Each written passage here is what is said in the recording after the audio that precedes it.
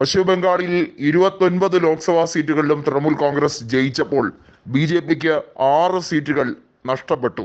അതായത് 2019 അപേക്ഷിച്ച് 6 സീറ്റുകൾ നഷ്ടപ്പെട്ടു എന്നുള്ളത് അവരെ സംബന്ധിച്ചിടത്തോളം വലിയ നിരാശാജനകമായിട്ടുള്ള കാര്യമായിരുന്നു. തൃണമൂൽ കോൺഗ്രസ് അതിനുശേഷം ഒരു കാര്യം പറഞ്ഞു, കോൺഗ്രസുമായി ഒരു അകൽച്ചയുടെയും കാര്യമില്ല. 2024 തെരഞ്ഞെടുപ്പിൽ, അതായത് സംസ്ഥാന തെരഞ്ഞെടുപ്പിൽ കോൺഗ്രസുമായി ഒരു സഖ്യം ഞങ്ങൾ ആഗ്രഹിക്കുന്നുണ്ട് എന്ന രീതിയിലേക്കാണ് കാര്യങ്ങൾ പോകുന്നത്. തീർച്ചയായും അധർ രഞ്ജൻ ചൗധരി ബഹ്റാംപൂരിൽ പരാജയപ്പെട്ടു എന്നുള്ളത് വാസ്തവം തന്നെയാണ്. എന്നാൽ പോലും അദ്ദേഹം ഒരു കാര്യം പറഞ്ഞിരിക്കുന്നു, തനിക്ക് തൃണമൂൽ കോൺഗ്രസുമായി യാതൊരു അഭിപ്രായ വ്യത്യാസവും ഇപ്പോൾ ഈ ഘട്ടത്തിലില്ല. കാരണം അവർ ഇന്ത്യ മുന്നണിയുടെ ഭാഗമായി തന്നെ ശക്തമായ പ്രതിപക്ഷമായി ഉറച്ചു നിൽക്കുന്നു. അതുകൊണ്ട് തന്നെ അവരുമായി സഹകരിക്കാൻ ബംഗാളിലെ കോൺഗ്രസ് കമ്മിറ്റി തീരുമാനിച്ചിരിക്കുന്നു. ഇടതുപക്ഷവുമായിട്ടുള്ള എല്ലാ രീതിയിലുള്ള ബാന്ധവും അവസാനിപ്പിച്ചിരിക്കുന്നു. ഇടതുപക്ഷത്തെ ജനങ്ങൾ തള്ളിക്കളഞ്ഞതാണ്. അവരുമായി സഖ്യം ചേർന്നുകൊണ്ടാണ് ജനങ്ങൾ കോൺഗ്രസിനെ വലിയ തോതിൽ സ്നേഹിക്കാത്തത്. കോൺഗ്രസിന് ആധിപത്യമുള്ള മാൾഡ, ഉത്തർ മാൾഡ, ദക്ഷിൺ തുടങ്ങിയ മേഖലകളുണ്ട്. അതുപോലെ തന്നെ ബഹ്റാംപൂറും അതുപോലെ തന്നെ ജാംഗിപൂറും എല്ലാം കോൺഗ്രസിന് ആധിപത്യമുള്ള സ്ഥലങ്ങളായിരുന്നു.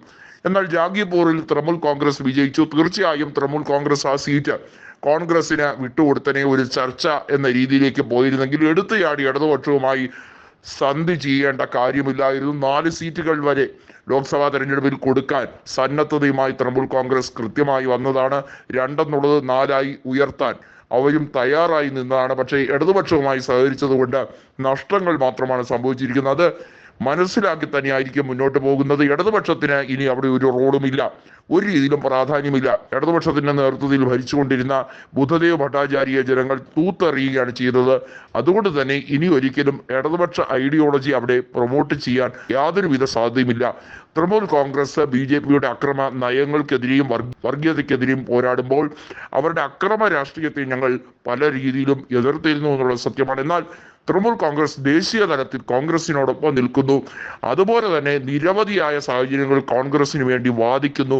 അതൊക്കെ തന്നെ യാഥാർത്ഥ്യപരമായിട്ടുള്ള ഒരു കാര്യമാണ്. അതിന് നേരെ കണ്ണടച്ചിട്ട് കാര്യമില്ല എന്നുള്ള തിരിച്ചറിവ് ഞങ്ങൾക്കുണ്ട്. അത് തന്നെയാണ് കോൺഗ്രസും തൃണമൂലും ഒന്നിക്കേണ്ട സാഹചര്യമുണ്ട് എന്ന കാര്യം മനസ്സിലാക്കിക്കൊണ്ട് തന്നെയായിരിക്കും നീങ്ങുന്നത്. 2026 നിയമസഭാ തെരഞ്ഞെടുപ്പിൽ ഒരു സഖ്യത്തിന്റെ സാധ്യതയിലേക്ക് നീങ്ങുകയാണ് ഇരു കൂട്ടരും. മമതാ ബാനർജിയും ആ കാര്യത്തിൽ ഒരു ഉപേക്ഷയും വിചാരിക്കാതെ തന്നെ മുന്നോട്ട് പോകാൻ തീരുമാനിക്കുന്നു. അതുപോലെ തന്നെ അഭിജിത് ബാനർജിയും ഈ കാര്യം ശരിവെച്ചുകൊണ്ടുള്ള മുന്നോട്ടുള്ള നീക്കമാണ് നടത്തുന്നത്.